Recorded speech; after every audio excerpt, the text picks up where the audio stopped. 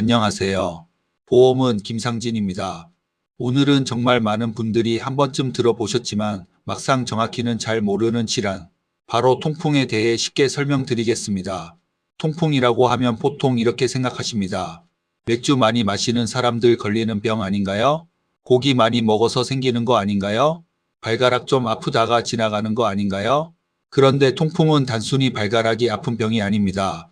방치하면 관절 손상, 결절, 신장 문제까지 이어질 수 있는 질환입니다. 오늘 영상에서는 통풍이 왜 생기는지, 왜 밤에 더 아픈지, 어떤 음식을 조심해야 하는지, 그리고 치료와 관리는 어떻게 해야 하는지 아주 쉽게 정리해 드리겠습니다. 먼저 통풍의 핵심 원인은 요산입니다. 요산은 우리 몸에서 퓨린이라는 성분이 대사되고 남는 찌꺼기 같은 물질입니다. 원래 요산은 소변을 통해 몸 밖으로 빠져나가야 합니다. 그런데 요산이 너무 많이 만들어지거나 콩팥에서 제대로 배출되지 않으면 혈액 속 요산 수치가 올라갑니다.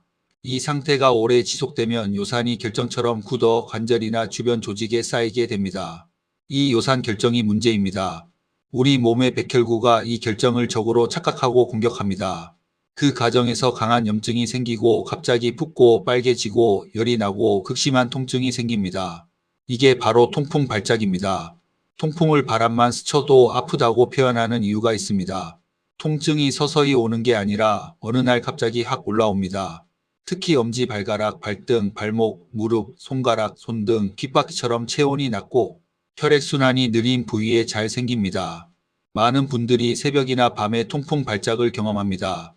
왜 그럴까요? 잠자는 동안에는 관절 움직임이 줄어듭니다. 체온도 낮아지고 혈액순환도 낮 동안보다 느려질 수 있습니다. 그러면 말초 관절의 요산 결정이 더 잘 쌓이기 쉬운 환경이 됩니다. 그래서 밤에 자다가 갑자기 발가락이 너무 아파서 깨거나 아침에 일어났는데 발을 디딜 수 없을 정도로 아픈 경우가 생깁니다. 그럼 통풍을 악화시키는 대표적인 요인은 무엇일까요? 첫 번째는 술입니다. 많은 분들이 맥주만 안 마시면 되죠? 라고 하시는데 꼭 그렇지는 않습니다. 맥주는 퓨린 함량이 높아서 통풍에 좋지 않습니다. 하지만 소주, 양주, 와인 같은 다른 술도 요산 배출을 방해할 수 있습니다. 즉 통풍이 있다면 주종보다 중요한 건 음주 자체를 줄이는 것입니다. 두 번째는 과식과 고단백 식사입니다. 붉은 고기, 내장류, 고기 육수, 일부 해산물은 요산 수치에 영향을 줄 수 있습니다. 그렇다고 단백질을 아예 끊으라는 뜻은 아닙니다. 중요한 건 과식하지 않는 것, 그리고 특정 음식을 몰아서 많이 먹지 않는 것입니다.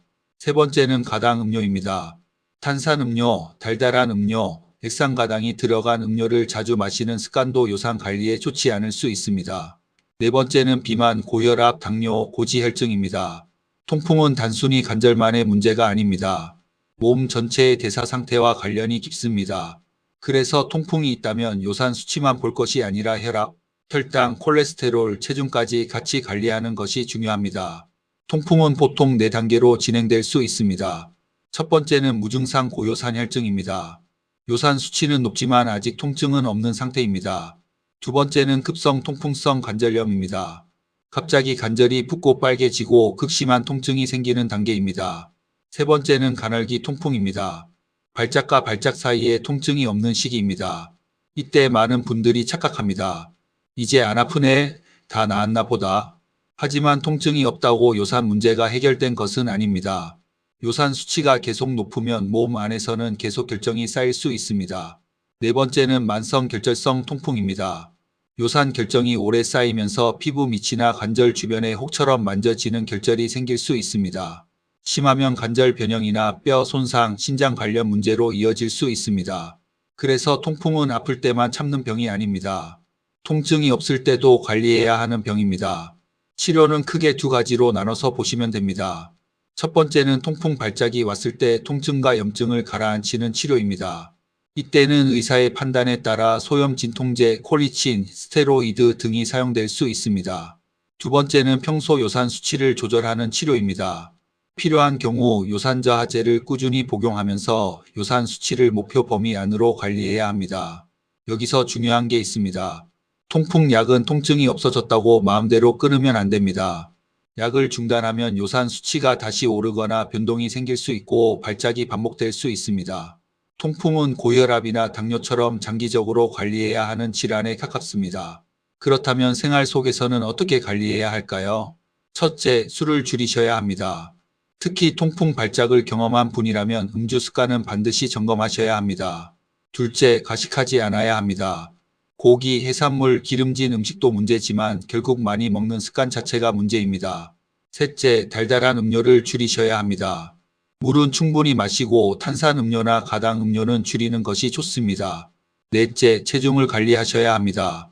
단, 너무 급격한 다이어트나 무리한 금식은 오히려 통풍 발작을 유발할 수 있으니 천천히 관리하는 것이 좋습니다.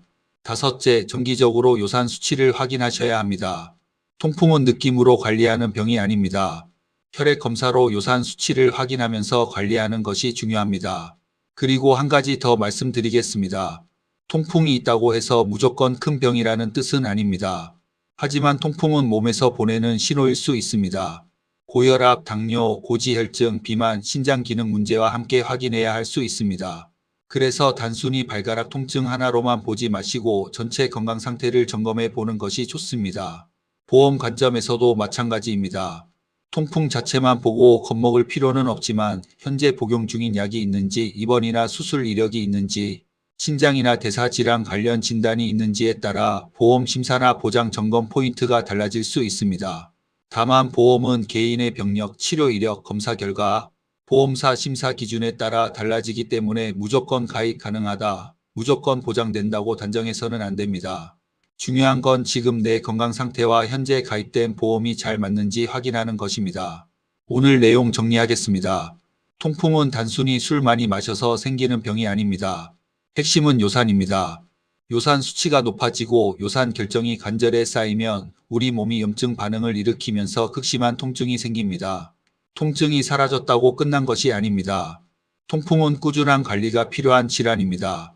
술, 가식, 가당 음료를 줄이고 체중과 대사 질환을 함께 관리하고 필요한 경우 의사의 진료에 따라 약을 꾸준히 복용하는 것이 중요합니다.